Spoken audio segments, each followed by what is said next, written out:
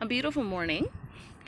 So I'm taking my walk with Zack, and no, it's not a thing that we do every day. But it just might be a thing we actually might do every day. Zack, there's a car coming. There you are. Good boy. A few lessons. So for the past few days, Zack, come here. Come here. Good boy.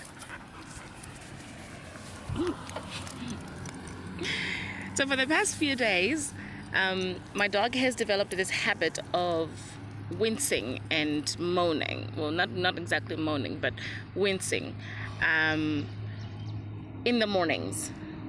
And he has like specific times. So we start off between 5:30 and 6 o'clock, and he's gonna come on the bed and he's gonna start wincing and crying for whatever reason it is. I have no idea. Up until I open the door and open the gate for him, and even at that, he's actually not going to get out up until I'm with him. So for the past few days, it's been happening like that. And I'm just like, but, what is wrong with you? What are you doing? Because I want to rest. This is the holidays, I only have like literally a week from work. And then after that, we're going back. I'm tired. I just want to lazy around. But will not let me lazy around. So today I figured, well, why not? It's in the morning. I might as well just make the best of it. So he woke me up as usual. We went outside. I left him outside. He did his usual stuff.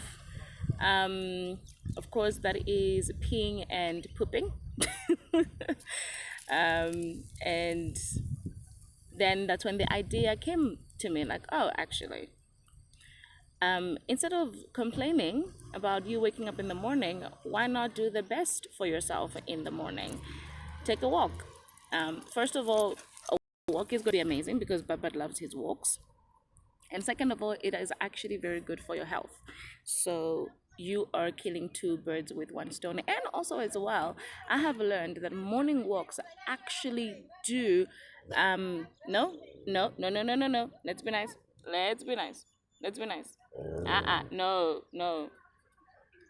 Morning walks actually they help with one's mind. You actually like, but when I have my morning walks, whenever I do, I have I have an open mind, and ideas can actually flow, and come up with different innovative ideas, and also as well just look at the world in a different way.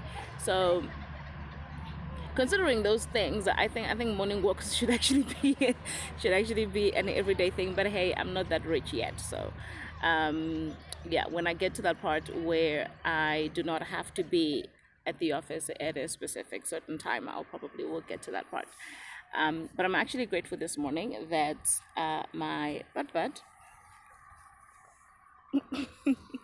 that my butt has actually encouraged me to take a walk this morning. A lesson from this: we are led by the things around us. If you actually allow yourself, you can be led by what is surrounding you or by what is around you. So right now we are taking our break and we're about to leave. Well, we're about to actually go back.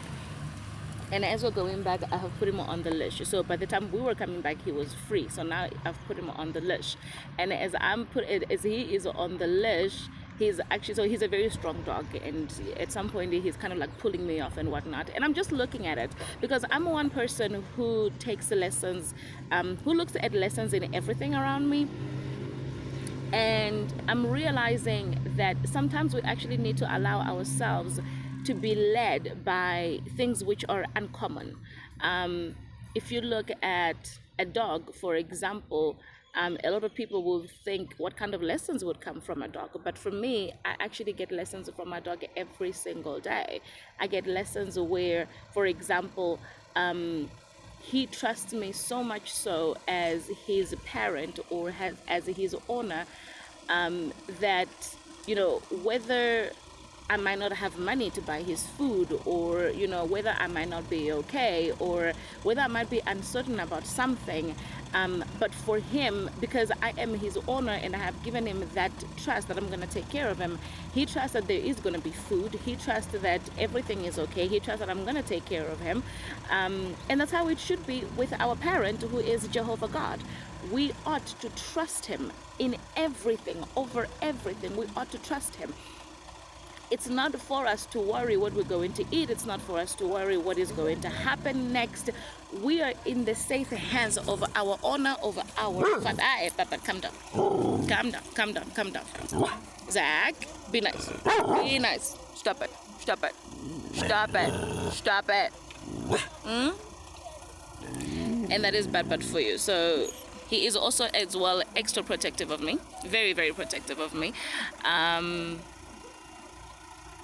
And I think that's also another lesson, actually. Like when you have your parent, when you have in this case, when I mean parent, I mean Jehovah God. It is for you to ensure that you live for His name, you live for His glory. So you are overprotective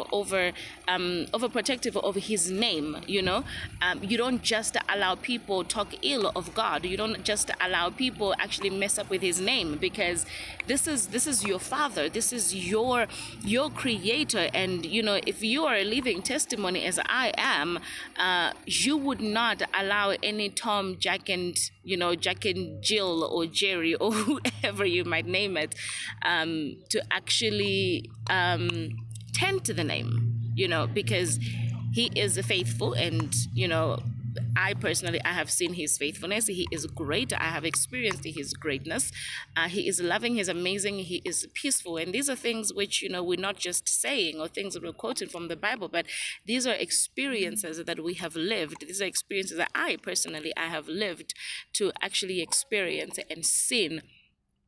So there is a role as a child. There is a role as a parent. And like I said, some of these lessons, they are actually magnified by the things around us. And for me, they're magnified by my dog. So yeah, that was me today. So my little final words. It is good sometimes to allow yourself actually be led by what is around you, of course, with discernment. And that's actually one thing that me and my king were speaking about yesterday when we had our Bible study. We were studying the book of Acts 16, and understanding Paul had a vision to go to Macedonia, and they tried to go into other provinces, but the Holy Spirit shut their mouths. And even at some point they tried going into, I forgot this,